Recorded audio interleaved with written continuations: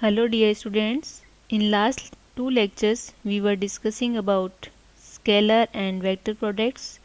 In this lecture we will discuss about some examples based on vector product and also discuss about some application which is based on it. Now first off, vector product in form of matrix.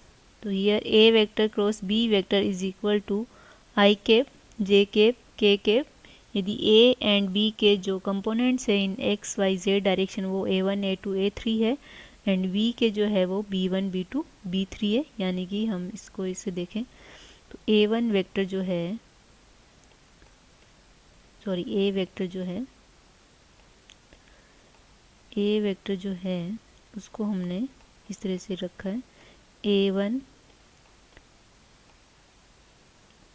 I cap plus A2 J cap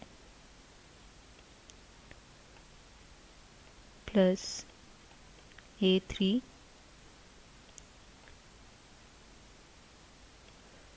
K cap. Similarly जो आपका B vector है वो हो जाएगा B1 I cap plus B2 J cap plus B3 K cap. तो ये आपने पढ़ा होगा 11th क्लास में कि किस तरह से इसको मैट्रिक्स को सॉल्व करते हैं। तो जैसे I कैप का कंपोनेंट निकालना है तो I कैप जो होगा वो क्या होगा A2 B3 minus A3 B2 I cap. इसी तरह से J कैप का निकालना है तो J कैप के लिए माइनस साइन बाहर आ जाएगा तो J कैप वाला कॉलम जो उसको नहीं लेना है तो A1 B3 minus A3 B1 J cap plus K cap में इसको नहीं लेना इस कॉलम को तो क्या आ जाएगा A1 B2 minus A2 B1 K cap.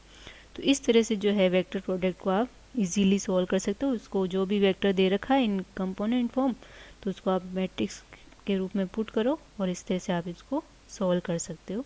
इससे न्यूमेरिकल्स जो है बहुत इजीली हो जाते हैं। इस पे बेस्ड हम एग्जांपल देखते हैं। जैसे हमने लिया है कोई एक वेक्टर है A वेक्टर, वो है 2I cap plus 3J cap. एक दूसरा वेक्टर जो है वो B वेक्टर है, वो है minus I cap plus 2J cap. यदि हमें इन दोनों का क्रॉस प्रोडक्ट निकालना है A vector cross B vector तो सिंपल अपन यहाँ पे A वेक्टर की वैल्यू पुट करते हैं 2I cap plus 3J cap cross minus B vector जो है उसकी वैल्यू है minus I cap plus 2J cap. तो सिंपल क्रॉस करते हैं तो क्या करते हैं, पहला 2I कैप क्रॉस किसके साथ होगा minus I cap plus 2I cap cross 2J cap. तो ये फर्स्ट टर्म जो है आपकी उसके क्रॉसपेंडिंग ये वैल्यू आ गई, इसके साथ किया हमने। सेकेंड टर्म जो होगी वो 3J कैप के साथ करोगे तो 3J cap cross minus I cap plus 3J cap cross 2J cap, जो ये आपका टर्म है। तो अब हम देखें इसको साइक्लिक ऑर्डर से कि कौन सा क्या आएगा। तो I cap cross I cap, तो इसमें तो सीधा सही है कि दोनों सेम डायरेक्शन में है, थीटा 0 तो साइन 0, तो कितनी वैल्यू आ गई फर्स्ट टर्म की 0।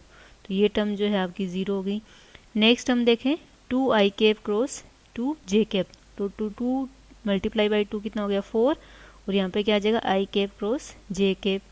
नेक्स्ट हम देखें माइनस बार ले लें तो 3J cap cross I cap plus 3J cap cross J cap, तो J कैप एक दूसरे के पैरेलल हो गए तो वैल्यू क्या हो गई 0। तो यहाँ पे हम देखें 4I cap cross J cap, तो I cap cross J cap same direction में, तो दोनों एक प्लेन में है तो परपेंडिकुलर जो डायरेक्शन आएगी वो कौन सी आएगी K कैप की। तो इसकी वैल्यू क्या हो गई I cap cross J cap, cross product हो गया I का मॉडुलस J का मॉड एंड साइन थीटा, तो ये कितना आ गया 4K कैप। इसी तरह से J cap cross I cap, तो ये इसका उल्टा हो गया J क्रॉस I, तो ये क्या आ गया माइनस का था पहले से ही और एक माइनस और आ जाएगा क्योंकि माइनस K कैप वैल्यू होगी इसकी J क्रॉस K की, तो ये क्या आ जाएगा प्लस 3K कैप। तो 4K cap plus 3K cap कितना हो जाएगा 7K कैप। तो इसका जो रिजल्टेंट वेक्टर होगा इन दोनों वेक्टर्स का वो के डायरेक्शन में होगा और जिसका मैग्नीट्यूड जो है वो कितना होगा 7। जो भी इसकी यूनिट होगी, मीटर है तो मीटर में, न्यूटन है तो न्यूटन में, जो भी है। अब हम इसके फिजिकल इम्पोर्टेंस देखते हैं इसकी, कि फिजिक्स में जो है क्रॉस प्रोडक्ट जो है वो कहाँ पे काम आता है। तो फर्स्ट जो है आपका टॉर्क देखें हम, तो टॉर्क का फॉर्मूला आपको पता है कि आर क्रॉस एफ होता है, कि आर जो डिस्प्लेसमेंट वेक्टर है और उस पर कितना हमने फोर्स अप्लाई किया है एफ, और विथ रेस्पेक्ट टू आर यदि इनका एंगल कितना है फाई या थीटा जो भी लिखो, तो टॉर्क का जो मैग्नीट्यूड होगा वो क्या होगा आर क्रॉस एफ होगा। डायरेक्शन जो होगी इन दोनों प्लेन के परपेंडिकुलर होगी, और इसका जो मैग्नीट्यूड होगा वो होगा आर एफ साइन थीटा। इसमें अपन दोनों चीज़ एक ही बात है कि जैसे हमने देखा था कि जो क्रॉस प्रोडक्ट होता है वो दोनों वेक्टर्स परपेंडिकुलर है, किस तरह से परपेंडिकुलर उसको शो करता है। तो आर परपेंडिकुलर एफ या आर एफ परपेंडिकुलर, दोनों का एक जो परपेंडिकुलर कंपोनेंट है वो कंसीडर करते हैं। तो इस तरह से आप टॉर्क फाइंड आउट करते हो with help of cross product. Area of parallelogram है, वो भी आप क्रॉस प्रोडक्ट की हेल्प से फाइंड आउट कर सकते हो। कैसे,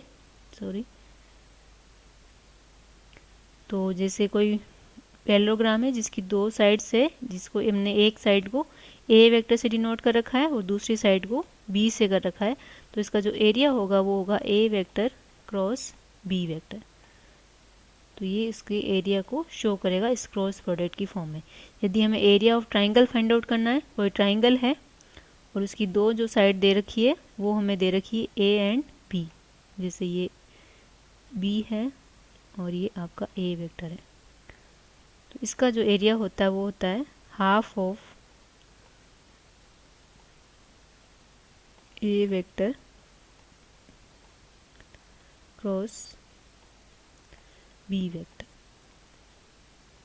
तो यहाँ पे देख रहे हो एरिया जो है वो एक ऐसी क्वांटिटी है, वेक्टर क्वांटिटी है।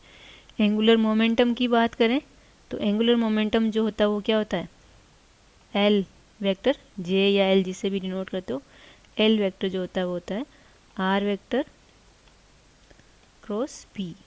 पी क्या आपका लीनियर मोमेंटम है, तो क्रॉस पी वेक्टर। तो इस तरह से आप क्रॉस प्रोडक्ट की हेल्प से एंगुलर मोमेंटम फाइंड आउट कर सकते हो यदि आपको डिस्प्लेसमेंट और मोमेंटम दिया हो, लीनियर मोमेंटम। लीनियर वेलोसिटी का भी आपने फॉर्मूला काम में लिया होगा रोटेशनल मोशन में, तो वहाँ पे क्या होता है वी वेक्टर जो होता है वो होता है in form of angular velocity omega cross R. Lorentz force है वो भी एक वेक्टर क्वांटिटी होती है, उसको भी हम क्रॉस प्रोडक्ट की हेल्प से फाइंड आउट कर सकते हैं। मान लीजिए कि कोई एक चार्ज क्यू है जो कि v वेलोसिटी से मूव कर रहा है किसी मैग्नेटिक फील्ड b में, तो उस पर लगने वाला जो फोर्स होगा लोरेंज फोर्स वो कितना होगा f वेक्टर होगा। तो वेक्टर f वेक्टर जो होगा वो होगा q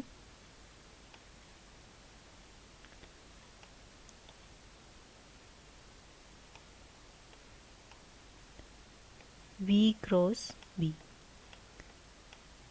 तो इस तरह से जो है आप क्रॉस प्रोडक्ट की हेल्प से फिजिकल जो क्वांटिटीज़ है जैसे टॉर्क हो गया, area of parallelogram, area of triangle, angular momentum, linear velocity, इन सब को फाइंड आउट कर सकते हो क्रॉस प्रोडक्ट की हेल्प से। अब हम देखते हैं ट्रिपल प्रोडक्ट। तो ट्रिपल प्रोडक्ट में क्या होता है कि तीन वेक्टर लेते हैं, तो जैसे हमने मान लीजिए कि तीन वेक्टर है, ए वेक्टर है एक हमारे पास बी वेक्टर है और एक वेक्टर जो है आपके पास सी वेक्टर है। ए बी सी वेक्टर है, तीनों वेक्टर क्वांटिटी है। इनमें से हम दो वेक्टर जो है उनको हमने क्या कर लिया कि क्रॉस प्रोडक्ट कर लिया, B vector cross C vector, B vector. तो ट्रिपल प्रोडक्ट जो है वो दो तरह का होता है, B vector cross C vector. अब यदि मैं इसके साथ third vector co dot product कर दूं, ए वेक्टर डॉट प्रोडक्ट, ठीक है, तो यहाँ पे क्या मिलेगा आपको क्वांटिटी, ये वेक्टर बनेगा, दोनों का क्रॉस प्रोडक्ट है, ये वेक्टर ही है और इसके साथ इसका क्या कर रहे हैं हम डॉट प्रोडक्ट करें, तो ये जो टोटल क्वांटिटी मिलेगी वो हमें कैसी मिलेगी स्केलर क्वांटिटी मिलेगी। तो तो इस तरह के जो प्रोडक्ट होते हैं उसको बोलते हैं स्केलर ट्रिपल प्रोडक्ट। और इसी तरह से यदि मैं कहूँ मेरे पास B vector cross C vector है, इसके साथ जो मैं किसी थर्ड वेक्टर को क्रॉस प्रोडक्ट कर दूं, A vector cross B vector cross C vector, तो ये जो मिलेगी वो कैसी क्वांटिटी मिलेगी, ये आपका वेक्टर हो गया, दोनों का क्रॉस है, ये आपका वेक्टर है, दो वेक्टर्स का क्रॉस प्रोडक्ट कर रहे हो तो कैसी क्वांटिटी मिलेगी, वेक्टर मिलेगी। तो इस तरह का जो प्रोडक्ट होता है उसको हम बोलते हैं वेक्टर ट्रिपल प्रोडक्ट। तो इसका एग्जांपल देखें, जैसे volume of tetrahedron find out करनी हो तो हमारे पास टेट्राहेड्रॉन है, इसकी 3 साइड्स जो है ए बी एंड सी दे रखी है, तो इसका जो वॉल्यूम होता है वो होता है 1/6 ए डॉट बी क्रॉस सी। तो ए डॉट बी क्रॉस सी को भी आप इस मैट्रिक्स फॉर्म में फाइंड आउट कर सकते हो डिटर्मिनेंट के रूप में। तो ये इसका वॉल्यूम है जो फाइंड आउट कर सकते हो। 3 वेक्टर्स हो गए, यूनिट वैसे यदि मीटर में है तो मीटर क्यूब आ जाएगा, तो इस तरह से आप इसका वॉल्यूम फाइंड आउट कर सकते हो ट्रिपल प्रोडक्ट की हेल्प से। यहाँ पे जो है कुछ बेसिक टेक्निक्स है that we use in linear motion can be apply to rotational motion. हमने बहुत सारी अभी फिजिकल क्वांटिटीज़ पढ़ी है, उनके क्रॉसपॉन्डिंग यदि हम रोटेशनल मोशन में देखें तो क्या क्या आ रही है, देखो जो फोर्स है एफ वो रोटेशनल मोशन में क्या बन जाता है, टॉर्क। तो मास जो है लीनियर मोशन में वो मोमेंट ऑफ इनर्शिया बन जाता है आई। एक्सीलरेशन ए जो है वो बिकम्स अल्फा, वेलोसिटी वी जो है वो क्या हो जाती है, angular velocity omega, displacement x जो है वो क्या बन जाता है आपका थीटा। तो यहाँ पर जो डिस्प्लेसमेंट वेक्टर काम करता है रोटेशनल मोशन में वो थीटा, थीटा से वेलोसिटी ओमेगा, ओमेगा से अल्फा, फिर moment of inertia and torque. अब हम बात करें लीनियर मोमेंटम की, तो लीनियर मोमेंटम जो होता है वो क्या होता है, P = m गुणा v। तो m क्या है, मास, और वेलोसिटी तो m गुणा v। इसी को यदि हम रोटेशनल मोशन में देखें तो उसको बोलते हैं हम एंगुलर मोमेंटम, और L जो होता है वो क्या होता है आपका I गुणा ओमेगा। तो m replace by I moment of inertia, और लीनियर वेलोसिटी जो है वो रिप्लेस हो जाएगी एंगुलर वेलोसिटी ओमेगा से। तो ये आपका एंगुलर मोमेंटम हो गया। तो ये सिंपल फिजिकल क्वांटिटीज़ है जो हम लीनियर मोशन और रोटेशनल मोशन में काम लेते हैं। Thank you.